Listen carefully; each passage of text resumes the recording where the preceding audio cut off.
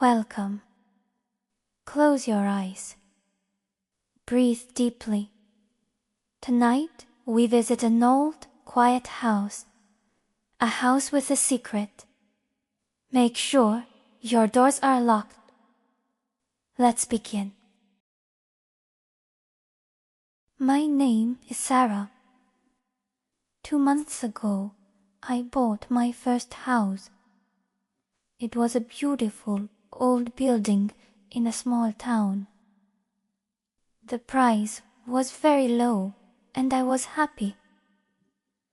I finally had my own place. The house had 2 floors. I slept on the second floor in the main bedroom. On the first floor, there was a small guest room. It was a dark room with only one small window. Inside that room, the previous owner left a large antique mirror. It had a heavy black wooden frame. From the first day, I didn't like that mirror. When I looked into it, the reflection felt wrong.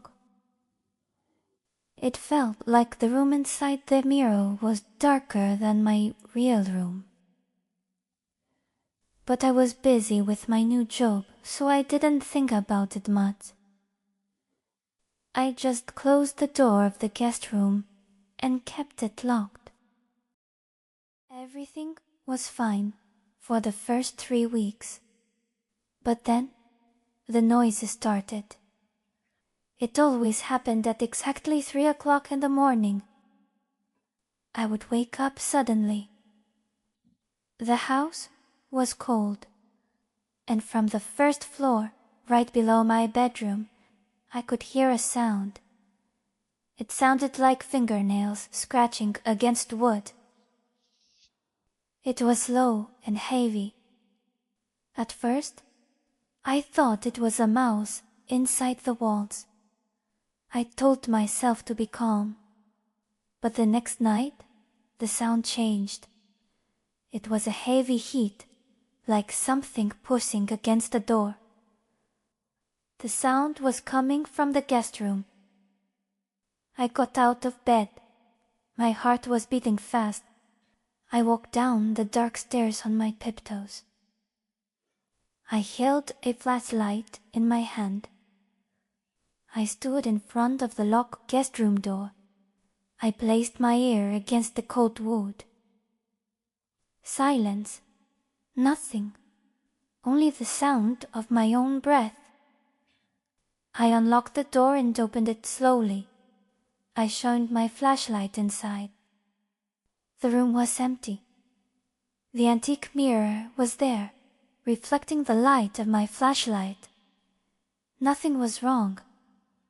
I locked the door again and went back to sleep. The next day was Saturday. I decided to move the mirror out of the house. It made me feel too nervous. I unlocked the guest room door and walked inside. The sun was shining outside, but the room was still cold. I walked to the large mirror and looked into it. I froze. My blood turned twice. In the reflection, I was standing in the center of the room.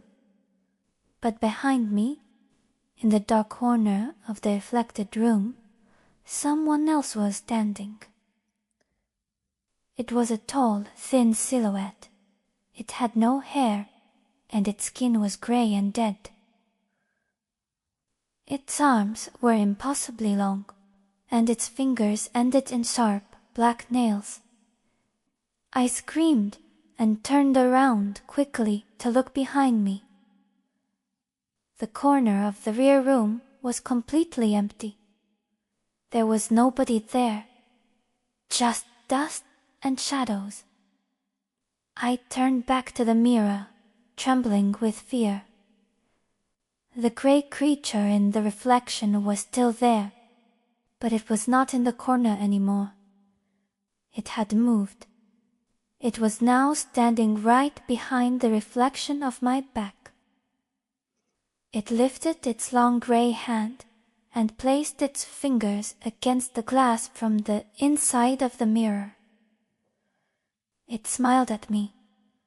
Its mouth opened too wide, showing a rows of thin black teeth.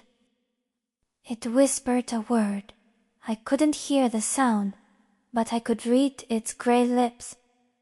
It sounded soon. I ran out of the room, slammed the door, and locked it.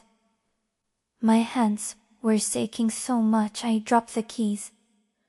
I ran upstairs to my bedroom, locked my door too, and stayed under my blankets until morning. I knew I had to leave the house, but I didn't have enough money to rent another place immediately.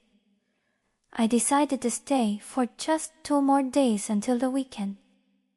I promised myself I would never open the guest room door again. That night, I went to sleep early. But at 3 a.m. in the morning, I woke up. The room was freezing. I could see my own breath in the dark air. Then I heard it. The sound was not coming from the first floor anymore. It was right outside my bedroom door. Wet, shavy footsteps on the floor. I hid under my heavy blanket. I pulled it over my head. I prayed. I cried quietly. "Please, go away," I whispered. "Please, go away." The footsteps stopped right next to my bed. The room became completely silent. The only sound was the wind howling outside the window. After 5 minutes, nothing happened. Slowly, very slowly, I decided to lower the blanket from my eyes. I needed to see. I opened my eyes in the dark room.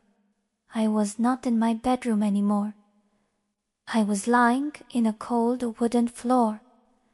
Above me, the ceiling was dark and covered in old dust. I looked to my right.